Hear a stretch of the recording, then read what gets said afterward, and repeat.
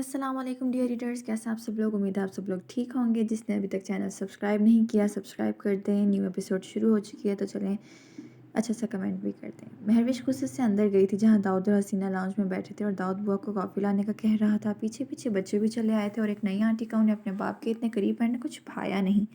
ایک نظر ماں کو دیکھا جو غصے سے باپ کو دیکھ رہی تھی اور دوسری طرف باپ کو جس کو کچھ پرواہ ہی نہیں تھی۔ بچوں کی ننھی پیشانی پر تیوری چڑھی تھی۔ ایک دوسرے سے آنکھوں میں معنی خیز تبادلے ہوئے تھے۔ ریان ایان کو لیتے ان کے قریب پہنچا اور ایان جھاڑ داؤد اور حسینہ کے درمیان جہاں نہایت کم فاصلہ تھا وہاں چڑھ کر بیٹھ گیا، جبکہ ریان داؤد کی دوسری طرف۔ داؤد اور وہ شہرت سے اپنے بچوں کی کارکردگی دیکھ رہے تھے جبکہ حسینہ ان کے اس عمل پر کلرز کر رہ گئی تھی۔ مہروش دل ہی دل میں اپنے سیانے بچوں کی بلائیں لے رہی تھی۔ جب بچوں نے باپ سے نظر بچا کر اسے آنکھ ونک کی، مہروش کا منہ صدمے سے کھل گیا۔ مطلب ان شیطان بچوں نے جان بوجھ کر ایسا کیا، جبکہ وہ سمجھتی تھی نادانی میں ایسا کر رہے تھے۔ اب اس کا دل سکون میں تھا، جو بھی تھا اس کے بچے اس کے ساتھ تھے۔ داؤد کافی کے بعد چلو تمہاری اسٹڈی میں اچھی سی بک کا مطالعہ کرتے ہیں، حسینہ نے ایک ادا سے کہا۔ مہر بھی وہیں صوفے پر بیٹھی موبائل میں خود کو مصروف ظاہر کر رہی تھی مگر کان وہیں لگے تھے۔ نو آنٹی، اب تو کافی لیٹ ہو گیا اور بابا ہمیں سلانے جا رہے ہیں، کیوں ریان؟ ریان نے فوراً حسینہ کے پلان پر پانی پھیرا تھا۔ جی آنٹی، جب تک بابا ہمیں سٹوری نہ سنا لیں ہمیں نیند نہیں آتی۔ اس نے معصوم صورت لٹکا کر ایکٹنگ میں سب اداکاروں کو پیچھے چھوڑ دیا تھا، ہے نا بابا؟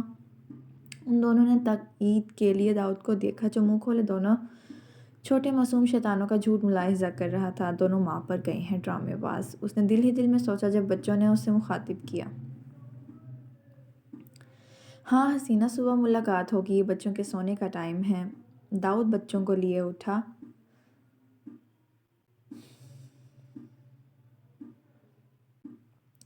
حسینہ، میں نے آپ کا کمرہ نیچے تیار کر دیا ہے، ایکچولی اوپر کوئی کمرہ خالی نہیں ہے، آپ آرام کر لیں، بہت رات ہو گئی ہے۔ اچھا ٹھیک ہے، میں چلتی ہوں۔ ویسے بھی داؤد کو میرا انتظار کرنا پسند نہیں، کہیں وہ مجھے لینے نیچے ہی نہ آ جائیں۔ مہروش نے اسے اس کی اوقات یاد دلاتے اسے جلانے کے لیے کہا اور جلتی بنی، جبکہ حسینہ نفرت سے کر کے رہ گئی۔ داؤد جو اوپر سے مہر کی باتیں سن رہا تھا مسکرا کے رہ گیا۔ اس کی بیوی کسی سے کم نہیں تھی۔ دیکھتی جاؤ مہروش، میں تم سے داؤد کو کیسے چھینتی ہوں۔ محرومہ نہیں جو اس کے جیسی بھول کر کے داؤد کو چھوڑ دوں گی، اس نے شاطرانہ نظروں سے اسے اوپر جاتے دیکھ دل ہی دل میں کہا۔ جیسے ہی مہر کمرے میں آئی، داؤد نے دروازہ بند کر کے اسے دروازے کے ساتھ پن کیا اور اس پر جھکا، یہاں تک کہ مہروش کا اس کی شدت پر سانس لینا مشکل ہو گیا۔ اس نے زور سے داؤد کے ننگے پاؤں پر اپنا ہیل والا پاؤں رکھا تو وہ اچھل کر رہ گیا۔ یہ کیا کیا جنگلی بلی، اس نے ایک ٹانگ پر لنگڑاتے کہا اور اپنا پاؤں دیکھا جو سرخ پڑ چکا تھا۔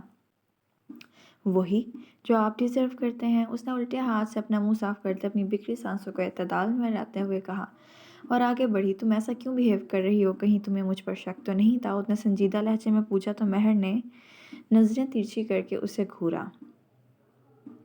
اگر شک ہی کرنا ہوتا تو اس دن کرتی جس دن ریسٹورانٹ میں اس جگلی جیلی کے ساتھ دیکھا تھا۔ مہروش کلس کر بولی تو داؤد اس کے حسینہ کو جگلی جیلی کا لقب دینے پر کہکا لگا کر رہ گیا۔ جگلی جیلی؟ سیریسلی مہر، یو آر ٹو مچ، اس نے اپنے آنسو صاف کرتے کہا جو ہنسی کے مارے بہہ نکلے تھے۔ تو مطلب میری بیوی جیلس ہو رہی ہے، وہ بھی ایک باہر کی لڑکی سے؟ انٹرسٹنگ، چلتی ہے میری جوتی کو بھی پرواہ نہیں، اس نے جلتے کباب ہوتے دل کے ساتھ کہا۔ داؤد کو خوشی ہوئی تھی کہ اس کی بیوی کو اس پر اعتبار تھا، یہاں تک کہ اس نے ایک دفعہ بھی داؤد سے اس کے بارے میں پوچھا بھی نہیں تھا۔ تو پھر مجھے اگنور کیوں کر رہی ہو؟ اس نے مہر کو پیچھے سے باہوں میں بھرتے کہا اور چھوڑ بھی فوراً دیا تھا کیونکہ مہر کی کوہنی اس کی کمر کو اچھے سے سیک لگوا چکی تھی۔ Don't you dare mister Dawood, ignore آپ نہیں ہوئے بلکہ آپ نے ہمیں کیا ہے۔ میں اور ریان تب سے آپ کا کھانے پر ویٹ کر رہے تھے اور آپ نے تو ہمارے بغیر ہی کھانا کھا لیا، کم از کم ایک کال کر کے بتا تو دیتے تاکہ ہم بھوکے تو نہ رہتے۔ مہر نے افسردگی سے کہا، کیا تم دونوں نے اب تک کھانا نہیں کھایا؟ چلو نیچے ہم دوبارہ کھا لیتے ہیں۔ داؤد فوراً اس کی بھوک کا احساس کرتے اٹھا۔ کوئی ضرورت نہیں، اب اگر آپ ملاحظہ کرتے تو دیکھ لیتے کہ جب آپ اپنی جگلی جیلی کے ساتھ کافی تناول فرما رہے تھے میں نے ایان کو تبھی کھانا کھلا دیا تھا اور خود بھی کھا لیا۔ اب کیا میں آپ کے لیے اپنے بچے کو بھوکا رکھتی؟ اس نے لڑاکا عورتوں کی طرح کمر پر ہاتھ ٹکاتے پوچھا تو وہ کھسیا کر رہ گیا۔ میں نے ایسا کب کہا؟ داؤد منمنایا۔ میری ایک بات یاد رکھیے گا داؤد صاحب، میں رشتے میں ایکول سٹینڈرڈ کی قائل ہوں، اگر عزت ملے گی تو دوں گی، محبت ملے گی تو دوں گی، مگر جہاں آپ ہم سے لاپرواہ ہوئے تو پرواہ میری جوتی کو بھی نہیں ہوگی، مائنڈ اٹ۔ اس نے برفیلے سرد لہجے میں سنجیدگی سے اس کی آنکھوں میں آنکھیں ڈال کہا، یار میری بات تو سنو، داؤد آگے آیا، اگر آپ اسی طرح کوتاہیاں کرتے رہے تو بہت جلد آپ خالی میز پر ہمارا انتظار کیا کریں گے، اور شاید آپ کو کمپنی دینے ہم وہاں نہ ہوں۔ اس نے سر مہری سے کہا اور منہ پر بلینکٹ لیے سو گئی۔ پیچھے داؤد تعصب سے اسے دیکھتا رہ گیا، مگر وہ یہ بھول رہا تھا کہ وہ پھر سے غلطی پر ہے، مگر اس کے لیے یہ ایک بڑی غلطی نہ تھی، لیکن چھوٹی چھوٹی غلطی کب ہم گناہ کر بیٹھتے ہیں ہمیں علم ہی نہیں ہوتا، اور شاید داؤد بھی ساتھ بھی ایسا ہی ہونا تھا۔ وہ بہت خوبصورت نیلی آنکھوں والا 5 سالہ بچہ تھا جو اپنے ہم عمر بچوں کو کوہان کی وادیوں میں کھیلتے دیکھ رہا تھا۔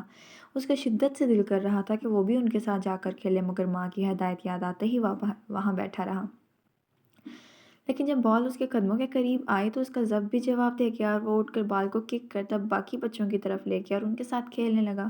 ابھی تھوڑی دیر ہی گزری تھی کہ اس کا سانس بری طرح پھول چکی تھی، اور وہ کھینچ کھینچ کر سانس لینے لگا۔ اس کی حالت لمحوں میں بگڑ گئی تھی کہ وہ تیورا کر نیچے گرا۔ بچے فوراً جا کر اس کی ماں کو لے آئے تھے۔ گلمی بچوں کے بلانے پر انہیلر لیے ننگے پاؤں بھاگی آئی تھی۔ وہ وادی پر پہنچ کر اس نے پھولتے سانس کے ساتھ دیکھا کہ زمارے زمین پر پڑا کھینچ کھینچ کر سانس لے رہا ہے، تو اس کے قدموں سے اپنے لخت جگر کو زمین پر گرے دیکھ جان نکل گئی۔ وہ لمحوں میں اس تک پہنچی تھی، اس کا سر گود میں اٹھا رکھا۔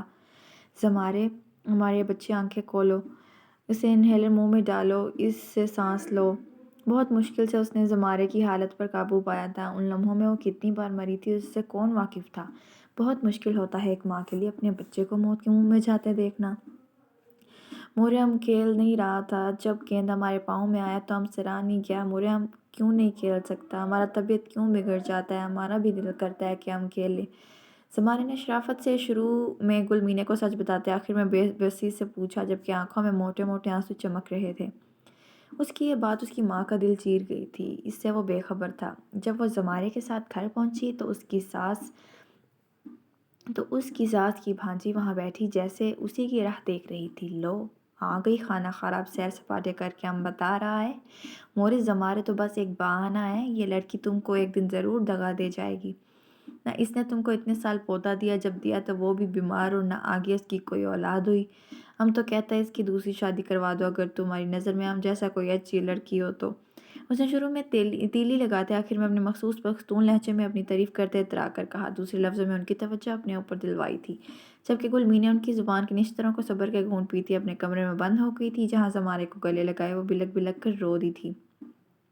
اگر اس کا ساتھ نہ ہوتا تو کبھی وہ یہاں نہ ہوتی۔ زندگی سب کی ایک سی نہیں ہوتی، ہر کسی کی زندگی میں مشکلات ہوتی ہیں، یہ ان پر منحصر ہے کہ اپنے برے وقت میں وہ اللہ کو کتنا یاد کرتے ہیں۔ یہ اگلے روز کی بات ہے جب داؤد نماز پڑھ کے آنے کے بعد جاگنگ پر جانے کے لیے تیار ہو رہا تھا۔ بلیک جاگنگ سوٹ میں وہ نظر لگ جانے کی حد تک پیارا لگ رہا تھا۔ مہروش نے نماز پڑھ کر آیت الکرسی پڑھ کر داؤد کے قریب آتے اس پر پھونکی تو وہ بند آنکھوں سے مسکرا دیا، اسے اپنے بازوں کے حلقے میں لیا۔ خیریت، بس یہ کون سا دم درود پڑھ کر پھونکے جا رہے ہیں؟ داؤد نے شریر لہجے میں پوچھا تو وہ محض اسے گھور کر رہ گئی۔ دم درود نہیں بلکہ آیت الکرسی پڑھ کے پھونکی ہے، وہ بھی اس لیے تاکہ آپ کو کوئی چڑیل نہ چپک جائے۔ مہروش نے طنزیہ لہجے میں آنکھیں نچاتے کہا تو وہ کھلکھلا کر ہنس دیا، پھر تو مجھے یہ بہت پہلے پڑھ لینا چاہیے تھا۔ اس نے آنکھ میچتے کہا تو مہر اس کے پیچھے بھاگی، وہ انڈائریکٹلی اسے چڑیل کہہ رہا تھا۔ ایسے ہی ہنسی مذاق کرتے وہ نیچے آئے تو حسینہ کو چست بلیک جاگنگ ڈریس جو اس کا جسم بہت نمایاں کر رہا تھا میں دیکھ مہروش کی آنکھیں پھٹنے والی ہو گئیں، جبکہ داؤد کو بھی ذرا سا ناگوار گزرا تھا اس کا پہناوا۔ او داؤد، تم نے مہروش کو بتایا نہیں کہ ہم جاگنگ کے لیے جا رہے ہیں؟ حسینہ نے داؤد کا ہاتھ تھامتے کہا، جس پر مہر اسے گھور کر رہ گئی، مگر وہ پھر بھی ٹس سے مس نہ ہوئی۔ مہر جانتی ہے میں اس وقت جاگنگ پر جاتا ہوں۔ اس نے حسینہ کو بتایا۔ تو پھر چلو موڈ فریش کر کے آتے ہیں۔ ہاں، اور مہر دھیان رہے میرے لیے صرف فرینچ ٹوسٹ بنانا، مجھے اس کے علاوہ کچھ پسند نہیں۔ وہ اسے جلا کر کہتے کب داؤد کے ساتھ چپ کے چلی گئی، مہروش کو پتہ نہ چلا، وہ بس پیر پٹک کر رہ گئی۔ چونکی تو وہ تب جب ریان اور ایان نے اسے اپنی طرف متوجہ کیا، جو کافی دیر سے حسینہ کا یہ کھیل ناگواری سے دیکھ رہے تھے۔ اپنی ماں کو غصے میں دیکھ وہ کافی حد تک سچویشن سمجھ گئے تھے اور کافی غصے میں حسینہ سے بدلہ لینے کا سوچ چکے تھے، اور یہ بدلہ حسینہ کو کتنا بھاری پڑنا تھا وہ یہ نہیں جانتی تھی۔ گلمینے، تمہاری آنکھیں اتنی سرخ کیوں ہیں؟ کیا تم روئی ہو؟ کیا کسی نے کچھ کہا ہے؟ زمارے تو ٹھیک ہے نا؟ اس کے شوہر نے لاتعداد سوال کر لیے تھے اس سے ایک منٹ میں۔ ایسی کوئی بات نہیں ہے خانم، کسی نے ہم سے کچھ نہیں کہا، آپ بے فکر رہیں۔ मनम आँखों से मुस्कुरा दी, यही तो उसका एक वाहिद मज़बूत सहारा था जो हर खुशी और गम में उसके साथ खड़ा रहता था। तो फिर आँखें बंद करके सो जाओ, उसने गुलमीना की आँखों पर प्यार से हाथ रख कर कहा तो वो मुस्कुरा दी। ख़ान हमारा ज़मारे ठीक तो हो जाएगा ना, ये आखिरी सवाल था जो उसने सोने से पहले किया था। इंशाअल्लाह, हमेशा दिया जाने वाला जवाब आज फिर उसके शौहर ने दोहराया था। कहाँ हो तुम महरविश, मैं तुम्हें ढूंढ क्यों नहीं पा रहा। तुम्हारे भाई भाभी भी मुझे कुछ तुम्हारे बारे में बताने को तैयार नहीं। आखिर किससे पूछूं तुम्हारा, कहाँ मिलोगी तुम मुझे। उसने दुख से सोचते हुए आंखें मूंद लीं। कौन है भाई ये जो महरविश को ढूंढ रहा है, जल्दी से गेस करें कमेंट्स में। जो ही वो लोग जॉगिंग से वापस आए थे, हसीना तैयार होने अपने कमरे में चली गई थी जबकि दाऊद वहीं बैठ गया था। महरविश नाश्ता मुंह फुलाए नाश्ता लगा रही थी जो दाऊद महजूज करने का बाइस बन रहा था। जो ही हसीना नीचे आने लगी, साथ ही बुआ आटे का डिब्बा लिए नीचे आ रही थी। जब रियान ने नीचे आते अयान को इशारा किया था और वो लड़खड़ाने का नाटक करते हुआ वह बुआ के साथ जा टकराया। हसीना जो नीचे पहुंच चुकी थी, ऊपर से आती आटे की भरी बाल्टी खुलकर उसके सर पर गिरी और वह पूरी आटे में नहा गई। यह सब लम्हों में हुआ था। 2 लम्हों के लिए बिल्कुल खामोशी छा गई और फिर कहकों का ना रुकने वाला तूफान उमड़ आया था, जबकि गुस्से और आटे से भरी हसीना बिल्कुल आटे से निकली हुई कोई चूही लग रही थी। क्यों गाइस, आपको कैसा लगा आज का सीन, कौन सा मज़े का लगा है। ये ख़ान कौन है और ये महरिश को कैसे जानता है, इसे क्यों ढूंढ रहा है, और हसीना रुमा को कैसे जानती है। जानने के लिए ज़्यादा से ज़्यादा लाइक्स और दुआ करें कि आपके राइटर ठीक हो जाएं और लंबा और जल्दी नावल लिख सकें, क्योंकि आजकल मेरी रहती है तबीयत ख़राब। दुआ में याद रखिएगा। अब तक के लिए इतना ही। अल्लाह हाफिज़।